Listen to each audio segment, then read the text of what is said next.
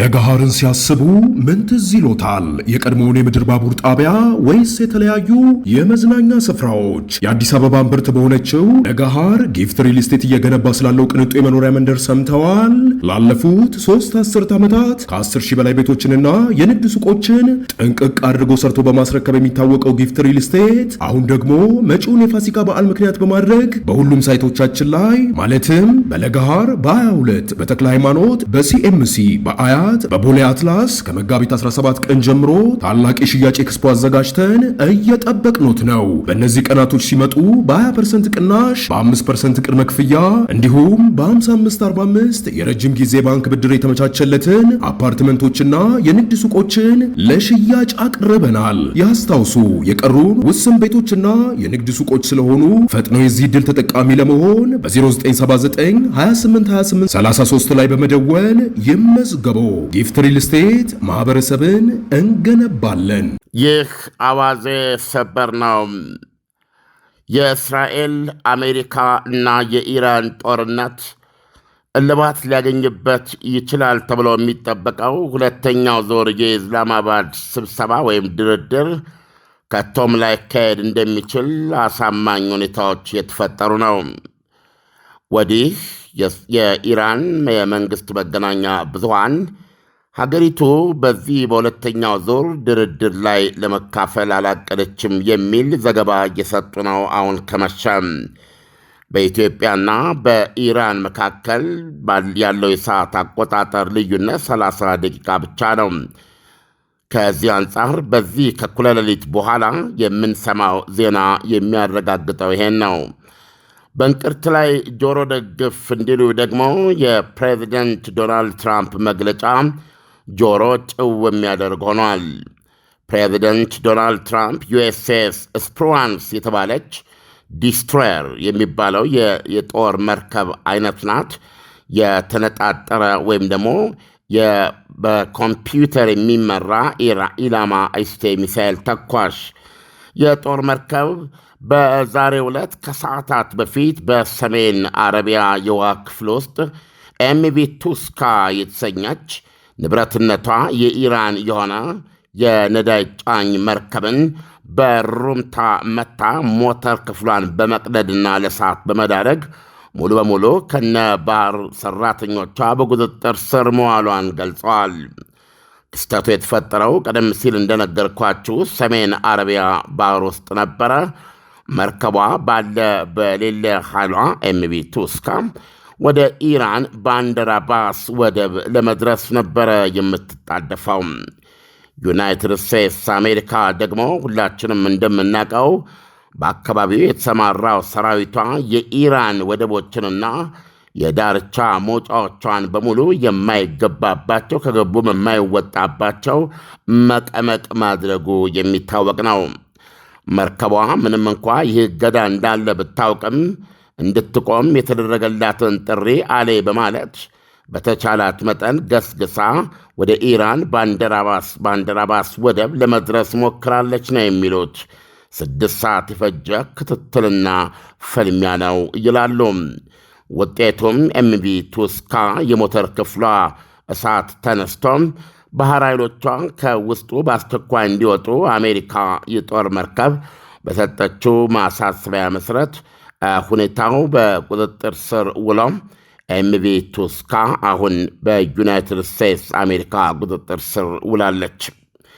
ይህ ደግሞ ያለ ጥርጥር በኢስላማባዱ ሁለተኛውን የመጨረሻ የድርድር ዕድል ላይ ለመገኘት ዕቅድ የለንም እያለም የኢራን ሚዲያ ከሚያናፍሰው ዜና ጋር ይህ የአሜሪካ ባህር ኃይል በኢራን መርከብ ላይ የወሰደው እርምጃና በአጠቃላይ ይህ እገዳ ኢራንን የማፈን የኢራንን የባህር የንግድ ኢኮኖሚ በቁጥጥር ስር የመዋል እርምጃ ጥንካሬም ኢራኖችን ከቶም ወደ ኢስላማባድ እንዳይሄዱና ምናልባትም ሁኔታዎች በዚህ እየተባባሱ ዶናልድ ትራምፕ ወደ ነበረው ወደ ቀደመው ቦምብ ማውረድ ልመለስ ነው ሲሉ ያነሱትን ጥያቄ ወደ ተግባር እንዲለውጡ ሊያስገድድ የሚችል ዕድለቢስ ሁኔታ ሊፈጥር ይችላል።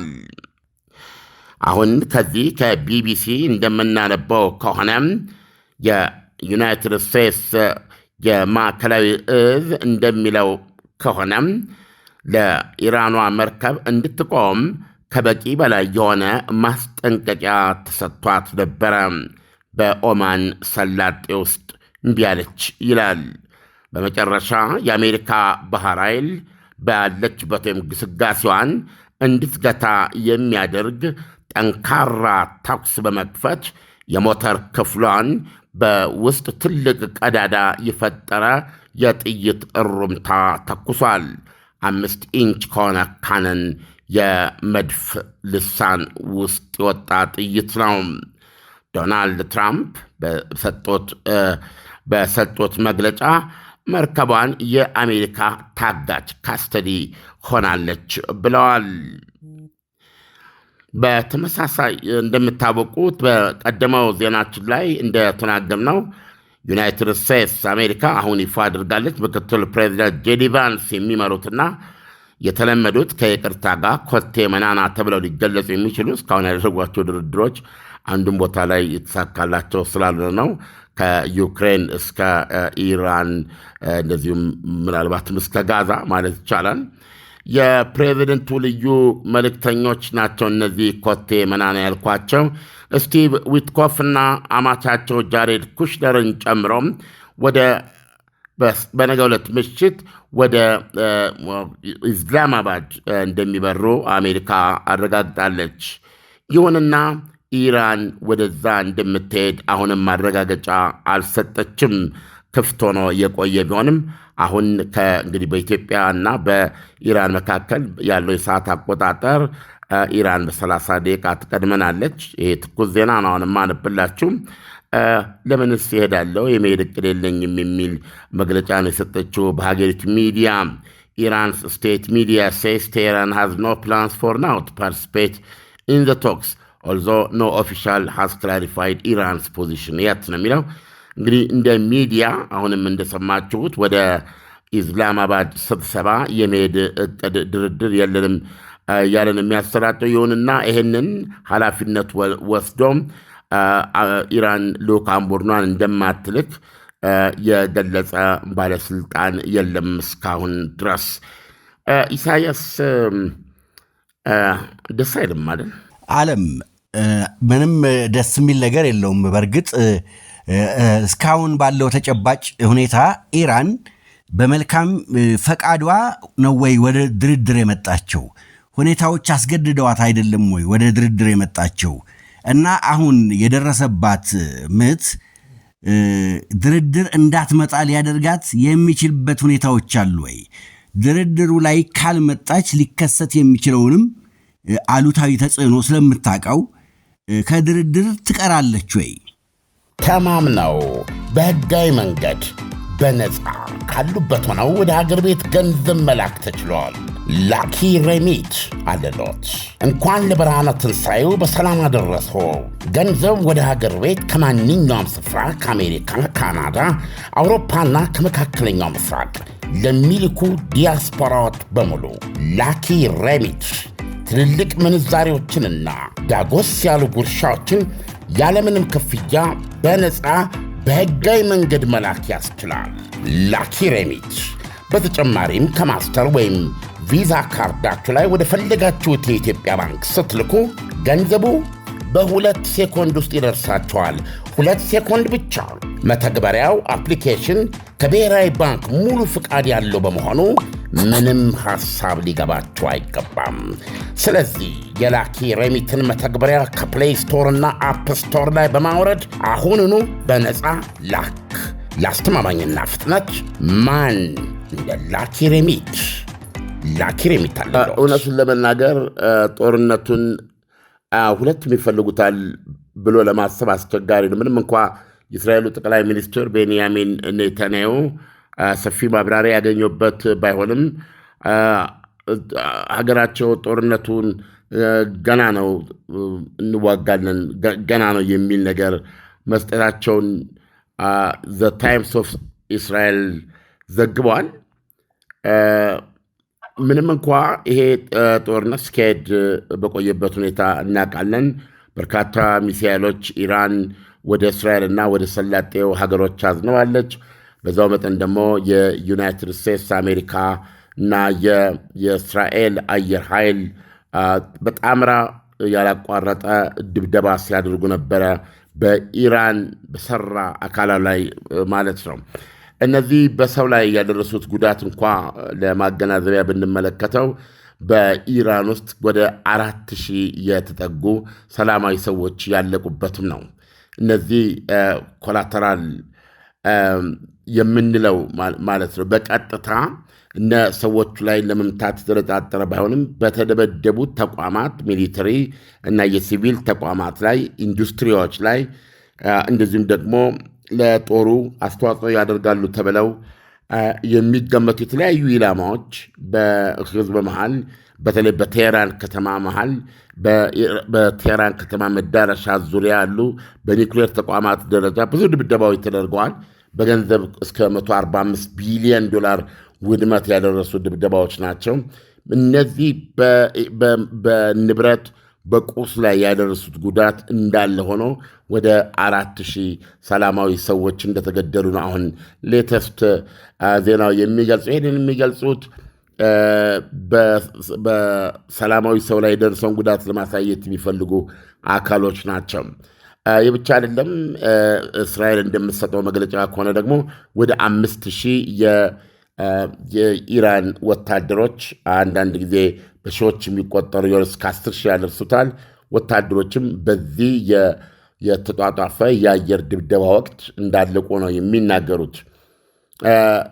ይሁንና በኢራን በኩል ደግሞ እንደምታውቀው በሺህ የሚቆጠሩ እስራኤላውያን ቆስለዋል። ይሁንና በሆስፒታል ደረጃ እየታከሙ የተመለሱት ይበዛሉ። ጥቂት በመቶ በላይ የሚሆኑ ደግሞ ሆስፒታል አልጋ ያስፈለጋቸው መሆኑ ተገልጿል።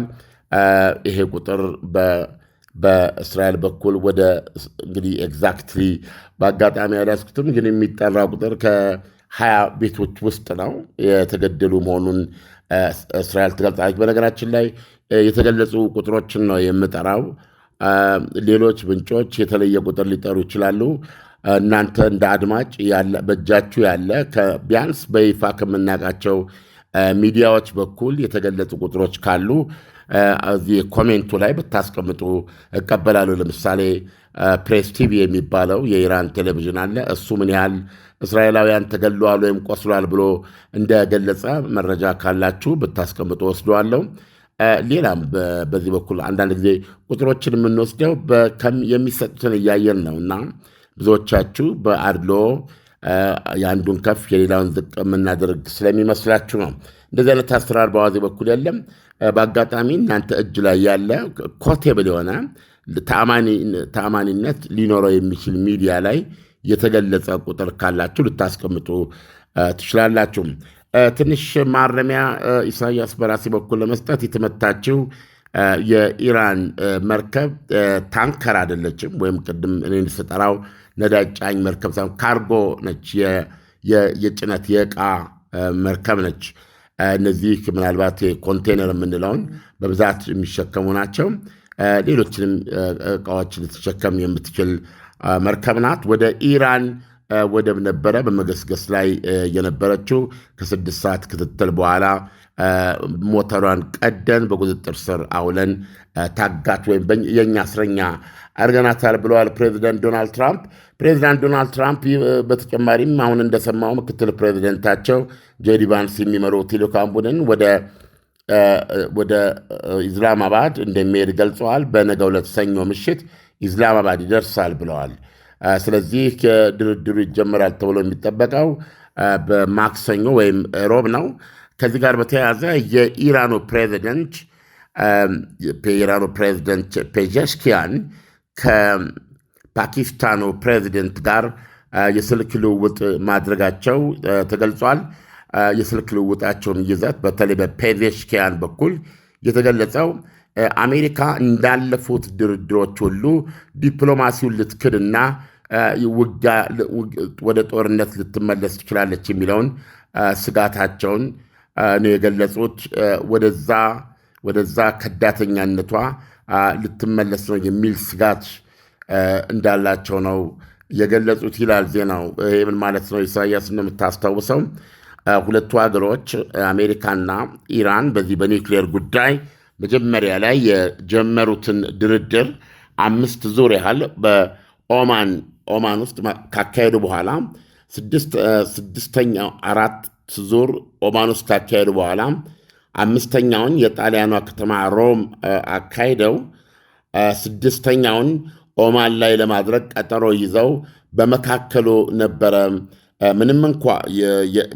በመካከሉ ነበረ እስራኤል በሰኔ ወር 2017 12 ቀናት የቆየውን ድንገተኛ ጦርነት በመክፈት ቁጥራቸው ቀላል ያልሆነ የኢራንን ምርጥ የኒውክሌር ሳይንቲስቶችና እንደዚሁም የጦር አዛዦች እና የደህንነት ሰዎችን የገደለ ጦርነት የከፈተችው እና ኢራኖች በወቅቱ አሁን የሚያቀርቡት ለማገናዘቢያነት 6ኛው ድርድር ኦማን ላይ ይካሄድ ስለነበረ አሜሪካ በዚህ በኩል ድርድር እያካሄደችና ኦማን ላይ ቀጠሮ እያለን እስራኤል በገዛ ስልጣኗ የአሜሪካን የጀመረችውን ድርድር ከቆባ ለመቁጠር ጥቃት ታደርሳለች የሚል እምነት አልነበራቸውምና ያ አይነት ስሜታቸው ላልተጠበቀ ለትልቅ በጣም ቀሳፊ ለሆነ ሰርፕራይዝ ዳርጓቸዋል ማለት ነው። በኋላ ላይ ዜናው እንደተገለጸው ምንጊዜም እስራኤል እንዲህ አይነት ጥቃት ስታደርግ ለአሜሪካ ሳታሳውቅና ከአሜሪካ ይሁንታ ሳታገኝ ስላልሆነ በኢራኖች ዘንድ እንደ ታላቅ ክዳት ተመዝግበው ይገኛል። ከዛ ቀጥሎ ደግሞ በሁለቱ ሀገሮች አሁንም በዚህ በኒውክሌር ጉዳይ ላይ ጄኔቫ ውስጥ ስብሰባ አድርገው ነበረ። ኦማን ነው ኦፍኮርስ የተጀመረው። ከዛ በኋላ ድርድሩ የኦማን ውጭ ጉዳይ ሚኒስትር አደራዳሪ ሆነው ወደ ጄኔቭ ሄዶ ሁለተኛው ዙር ድርድር ከተደረገ በኋላ በኢራን በኩል የተሰጠው መግለጫ በርካታ መልካም ጅምሮች እንደተያዙና ለውጤት በጣም ገንቢ የሆነ መልእክት የበዛበት ነበረ። ለተወሰነ ጊዜ ከአሜሪካ የተሰጠው ይህንኑ የሚያንጸባርቅ ነበረ። በዚህ መካከል እንግዲህ ኢራን ላይ አሁንም እስራኤልና አሜሪካ የኢራኑን መንፈሳዊ መሪ አያቶላ አሊ ካሜኒ በቴህራን በሚገኙት ቤተመንግስቶቻቸው በአንድ ወይም በዋናው ስብሰባ ጠርተው ብዙ ባለሥልጣኖች ለስብሰባ መታደማቸውን ባገኙት መረጃ ላይ ተመርኩዘው ድንገተኛ ቀሳፊ ማጥቃት በጠዋት በሌሊት አይደለም እንደተለመደው በጠዋት ኢራን ላይ ሰንዝረው መንፈሳዊ መሪ አሊ ካሜኒን ጭምር ያካትታ 40 ባለሥልጣኖችን ለመግደል መቻላቸው የሚታወቅ ነው። በጦርነቱ የመጀመሪያዎቹ 40 ሴኮንድ ይሄ ለኢራኖች የሚሰጣቸው አንድምታ አሜሪካው በተለይ ፕሬዚደንት ዶናልድ ትራምፕ ጨርሶ የማይታመኑ ወይም ሸምቀኛ ወይም በተራ ቋንቋ ተንኮለኛ ሰው እንደሆኑ አድርገው ነው ኢራኖች የደረሱበት ድምዳሜ አሁን የሚያሳየን። ስለዚህም በተለይ አሁን የዚህ የአሜሪካ የጦር መርከቦች የጣሉት ከበባ ወይም የፈጠሩት ኬላን እንዲነሳ ለማድረግ ኢራኖች ተቋማቸውን እየገለጹ መሆኑ ባይካድም ኢሳያስ እዚህ ጋር አንድ ነገር ማስገንዘብ የሚያስፈልገው ይህንን ማክሰኞ ዕለት ወደኋላ ከ15 ቀን በፊት አሜሪካ በኢራን ድልድዮችና የኤሌክትሪክ ኃይል ተቋማት ላይ ሙሉ በሙሉ ማጥፋትን መሰረት ያደረገ ኢራንን ወደ ጽልመት ውስጥ የመክተት ዓላማ ያለው ወይም ደግሞ ከነ አነጋገሩ ጽልመታዊ የሆነ ዛሬ ምሽት ስልጣኔ ይሞታል የሚለውን ተከትሎም አሜሪካ እርምጃውን ለመውሰድ 90 ደቂቃ ሲቀራት በፓኪስታን ጣልቃ ገብነት ለ15 ቀን እንዲራዘም የተደረገ የድርድር ጊዜ የተሰጠው እርምጃ ያንን ሁኔታ እንዳቆመው እናውቃለን። በበነጋታው ግን እንደተጠበቀው በስምምነቱ መሰረት አሜሪካ እጇን ከቃታ ላይ እንድታነሳና በሌላ በኩል ደግሞ ኢራን የሆርሙዝ ሰርጥን ክፍት እንድታደርግ የሚያስገድድ ወይም ያሳመነ እርምጃ ነበር የተባለው። በበነጋታው ጀምሮ ግን አልተከፈተም ወይም ገርበብ ባለ ከማለት በስተቀረ ዞሮ ዞሮ በዚህ 15 ቀን ውስጥ አጥጋቢ በሆነ ሁኔታ የመርከቦች እንቅስቃሴ ሳይኖር ነው ይሄ የ15 ቀን የተኩስ አቁም እያለቀ ያለው። ለዚህ ኢራን የሰጠችው ምክንያት በፓኪስታን ጣልቃ ገብነት የተደረሰው የተኩስ አቁም ስምምነት በሊባኖስ እስራኤል የምታካሄደውን ከሄዝቦላ ጋር የምታካሄደውን ጦርነት አብሮ የሚያቆም ነው የሚል አቋም በመያዝ ነው ኢራን እንደገና እንደተጠበቀው ሰዓት ከፍተው የቀረችው። ፓኪስታንም አዎ ትክክል ነው እስራኤልንም ይጨምራል ሊባኖስንም ይጨምራል የሚል አቋም ያዙ። እስራኤልና አሜሪካ ደግሞ የለም ይሄ በቀጥታ በአሜሪካ ኢራንና እስራኤል መካከል በአሜሪካ እስራኤልና ኢራን መካከል እንጂ የሊባኖስ ራሱ የቻለ ሌላ ጉዳይ ነው በሚል አለፉት። በዚህም የተነሳ ያ ጦርነት ቀጠለ። የሊባኖሱ ኢራኖችም እንደተጠበቀው አርኪ በሆነ መንገድ የዚህ የሆርሙዝን በር ሳይከፍቱ ነገሮች ቀጠሉ። ይሄም ፕሬዚደንት ዶናልድ ትራምፕ በድል አድራጊነት ተከፍቷል ሲሉ የነበሩትን የቆዩ እንደተባለው እንዳልተከፈተ በተጨባጭ ባወቁ ጊዜ ይህን መካድ በማይችሉበት ሁኔታ ሲሆኑ የባህር ኃይል መርከቦቻቸው የኢራን ወደቦች ላይ እንዲሁም መጀመሪያ ላይ የአሜሪካ የጦር መርከቦች የሆርሙዝ ሰርጥን መግቢያና መውጫ በመቆጣጠር በዛ በኩል የሚተላለፉ መርከቦች ለኢራን 78 ሳንቲም እንዳይከፍሉ የከፈሉት ከሆነ ደግሞ አያልፉም የሚል እርምጃ ነበረ አሜሪካ ለመውሰድ የተዘጋጀችው። በኋላ ይሄንን በመቀየር የኢራን ወደቦችን በአጠቃላይ ብዙ ወደቦች ናቸው፣ እንደዚሁም ወደ ባህር መውጫ ዳርቻዎቿን በጠቅላላ የመዝጋት ሌላ እርምጃ ተወሰደ ማለት ነው። ይህ እርምጃ የተወሰደው እንግዲህ ኢራን በተስማሙት መሰረት አልከፈተችውም ተብሎ ነው።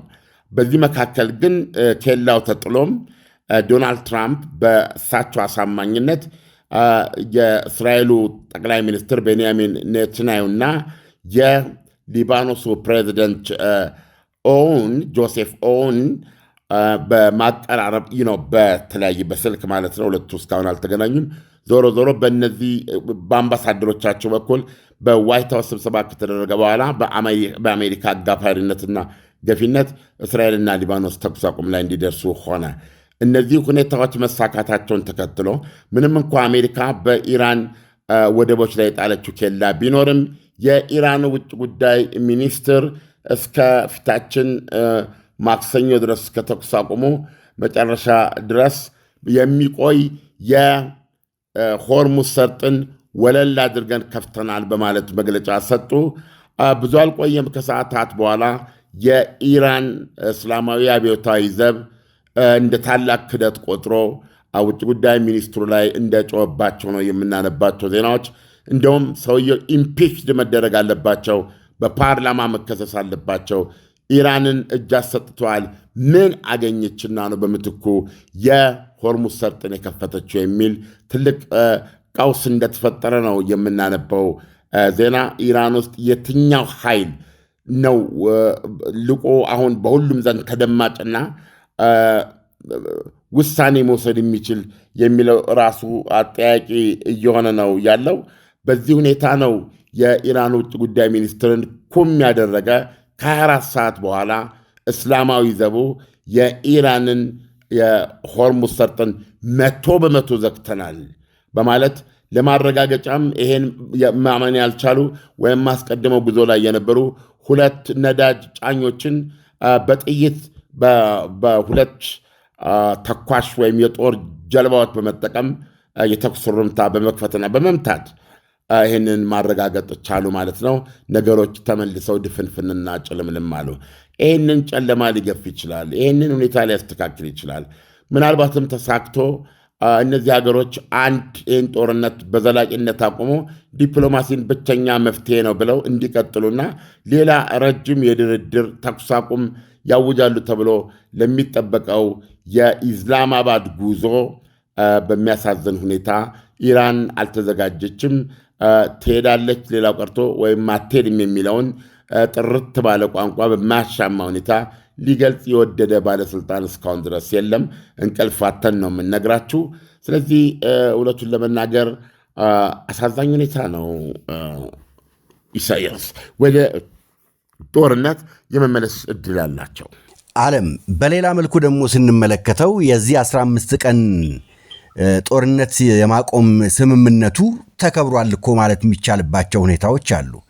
አሜሪካ ተጨባጭ የሆነ ፊርማ ካላገኘው ጦርነቱን አላቆመም፣ ይሄ ከበባውን አላቆመም ብለዋል ዶናልድ ትራምፕ።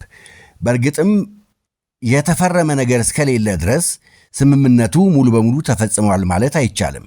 ይሁን እንጂ ጦርነቱ ደግሞ ቆሟል። ኢራን እንደቀደመው ጊዜ እየተመታች አይደለችም፣ ኢራንም እየተኮሰችም አይደለም ማለት ነው። በሌላ መልኩ ስናየው ይሄ ስምምነቱ በተግባር እየተፈጸመ አይደለም ወይ? ስምምነቱ በተግባር እየተፈጸመ አይደለም። ኢሳያስ ስምምነት እኮ ምንድን ነው? ተኩስ አቁም ነው አይደለም? ለ15 ቀን በዚህ በ15 ቀን ውስጥ ተደራድረው መፍትሄ ሊደርሱ ነው። ወይም ደረጃ በደረጃ እዚህ ድረስ መተናል በማለት 15 ቀኑን እንደገና በማራዘም መቀጠል ነው። ይህንን ለማድረግ የሚያስችላቸው በእስካሁኑ ሂደት በዚህ በ15 ቀን ውስጥ ተደራድረው ሊደርሱበት የቻሉ ስምምነት የለም። ምንም እንኳ ፕሬዚደንት ዶናልድ ትራምፕ ብዙ ነገር ያሉ ቢሆንም። ስለዚህ አሁን ይሄ በዚህ እንዳለ ይህ 15 ቀን በዚህ በ15 ቀን ውስጥ ሆርሙዝ ሰርጥ ቶታል ያልተከፈተም እኮ ሆርሙዝ ሰርጥ በ15 ቀን ውስጥ እኮ ዶናልድ ትራምፕ ዛሬ ምሽት ስልጣኔ ይጠፋል ያሉትን መቅሰፍታዊ ንግግር ተከትሎ ጦርነቱ እንዲቆም ሲደረግ አንዱ የቆመበት ምክንያት የሆርሙዝ ሰርጥ ይከፈታል ነው የመጀመሪያው። ኢራን ከፍታለች ተባለ። በኋላ ሲታይ አልከፈተችም። ለምን አልከፈተችም? ይሄ የተኩስ አቁም ቅድም እንደተናገርኩት ኢራን የእስራኤልና የሊባኖስንም ግጭት ይጨምራል። አይጨምርም። አሜሪካና እስራኤል፣ ኢራንና ፓኪስታን ደግሞ ይጨምራል። ሶዋት በዚህ ሁኔታ ሲቀጥል ኢራኖች ኦኬ የሊባኖሱ ጦርነት አልቆመም፣ ስለዚህ እኛም አንከፍትም በሚል ምንድን ነው የሚባለው ገርበብ አድርገው አቆዩት ማለት ነው የሆርሙዝ ሰርጥን። ይህን ተከትሎ ዶናልድ ትራምፕ በስምምነቱ መሰረት ያንን የሲኦል በር ይከፈታል ያሉትን እና በዛም የተነሳ ኢራኖች ቶሎ ብለው አስቆሙት ያሉት አደጋን ሲያዩ ኢራኖች እሳቸው እንደጠበቁት ወይም ደግሞ በድል አድራጊነት መናገር እንደሚፈልጉት ወለል ብሎ የተከፈተ ሰርጥ ሆርሙዝ እንደሌለ ሲያውቁ ለኢራንን እንደዛ ከሆነ አንቺ ሆርሙዝ ሰርጥን መዘግ ከሆነ እኔ አንቺን እዘጋሻለሁ የሚል አንድምታ ያለው ወደቦቿን የመዝጋት እርምጃ ወሰዱ ማለት ነው። አሁን ኢራን ደግሞ ይሄ እርምጃ የተኩስ አቁሙን ስምምነት የሚጥስ ነው።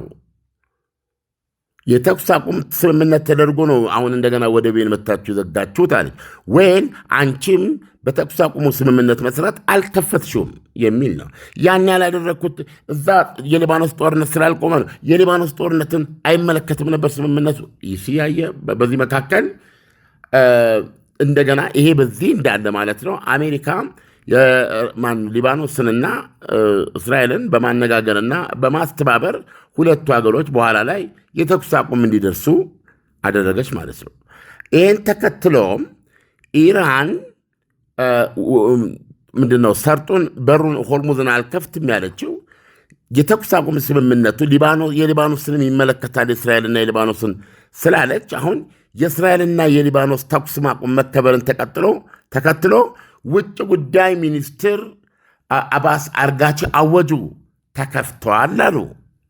ይህን በሚሉበት ጊዜ የኢራን እስላማዊ ዘብ ደግሞ ማነ እናንተን እርምጃ ትወስዳለ እጅ ትሰጣለ? ወደባችን ተዘግቶ የለም ወይ? ወደባችንን ዘግቶ የያዘው ኃይል እኮ ተኩስ አቁም የጣሰ ነው። ስለዚህ እሱ ሳይነሳ በማስልጣን የሰጠ ኢራን ውስጥ ብዙ ጭቅጭቅ አለ። 24 ሰዓት ካለፈ በኋላ ቅዳሜ ዕለት ተመለሱ ሰማል ምንድነው የሆርሙዝ ሰርጥ ተከርችሟል የሚል ሊከፈት የሚችለው የአሜሪካ አካባቢ ሲነሳ ነው አሉ። አሁን በዚህ መካከል ነው እንግዲህ ሁለተኛውን ዙር ድርድር የተኩስ አቁሙ ከማብቃቱ በፊት ወደ ኢስላማባድ መሄድ ያለባቸው። እስካሁን ኢራኖች ወደዛ ለመሄድ እቅድ የለንም እያሉ ነው የሀገራቸው ሚዲያ። ነገር ግን ይህንን ያረጋገጠ ወይም ያስተባበለ ባለስልጣን አልተገኘም። ይሁንና የኢራኑ ፕሬዚደንት ፔዜሽኪያን ግን ለፓኪስታን አቻቸው አሜሪካ ከዚህ በፊት እንዳደረገችው ሁሉ ድርድሩን እያሳየች ወደ ጦርነት ለመመለስ ትችላለች የሚል በኢራን በኩል ያለውን እምነት እንደገለጹ እዚህ ዘገባዎች አነባለሁ እና ፕሬዚደንቱም በዚህ ውይይት አማካኝነት ይሄም ሆኖ ግን አሜሪካ የተለመደ ያሉትን ስብሰባ ወይም ድርድር ወይም የሰላም መድረክን እያሳዩ በድንገት ወደ ጦርነት የመመለስ ሴራዋን ልትደግመው ነው ይሄን የሚታየን በማለት ከመግለጻቸው ጋር ይሁንና እኛ በደማስቆ ስብሰባ ላይ በኢስላማባድ ስብሰባ ላይ እንገኛለን የሚል ማረጋገጫ አልሰጡም። ይሄ ባለበት ሁኔታ ውስጥ ነው ኢሳያስ ዶናልድ ትራምፕ በቀደመው ዜናችን ላይ እነማን ተደራዳሪዎቻቸው እንደሚሄዱ እዛ በሚሄዱበት ጊዜ የሁለቱ ሀገሮች ተደራዳሪዎች የተኩስ አቁሙን ጊዜ እንደሚያራዝሙ መግለጫ እንደሚሰጡ የሆነ ጭብጥ ላይ የሆነ ውል ላይ እንደሚደርሱ ተስፋ በማድረግ ከኢራን ፕሬዚደንቱም ማሱድ ፔዜሽኪያን ከአሜሪካ ራሳቸው ዶናልድ ትራምፕ ወደ ኢስላማባድ በማምራት እና በመገናኘት የኢስላማባድ ዲክሌሬሽን ወይም የኢስላማባድ መግለጫ የሚባል ስምምነት ሊፈርሙ እንደሚችሉ አቅርበናል። ሲተነተን ቆይቶ ነበረ። አሁን አሜሪካ የኢራንን የዕቃ ጫኝ መርከብ የሞተር ክፍሉን ቀዳ በመጣል በቁጥጥሯ ስር አድርጋለች። ይሄ ኢራኖች ላሉበት ስሜት የአሸናፊነት ስሜታቸውን የሚያጠፋ በእውነት አስደንጋጭ ነው። የግድ ለዚህ ምን ምላሽ እንደሚሰጡ በማናቸውም ሰዓት የምንከታተለው ነው። አሜሪካ ይህንን የዕቃ ጫኝ መርከብም በቁጥጥሬ ስር አድርጌዋለሁ ብላለች። እንደኔ ከጠየቀኝ በዚህ ሁኔታ ውስጥ ሁሉ ነገር ደፍሮ ለመናገር አስቸጋሪ ቢሆንም የኢስላማባዱ ስብሰባ ተስፋ ያለው አይመስልም። ኢሳያስ ዓለም እንግዲህ እስከ ማክሰኞ ድረስ የሚፈጠሩ ነገሮች ካሉ እየተከታተልን ይዘን እንቀርባለን። ለአሁኑ ትንታኔ ከወዲሁ አመሰግናለሁ። መልካም አዳር ይሆንልን። መልካም አዳር ኢሳያስ። እንቅልፍ ሳይበግርህ በእንዲህ አይነትም ሰዓት ላይ እነዚህ አይነት ነገሮች እንድናደርግ መቻልን ላመሰግን እወዳለሁ። አመሰግናለሁ።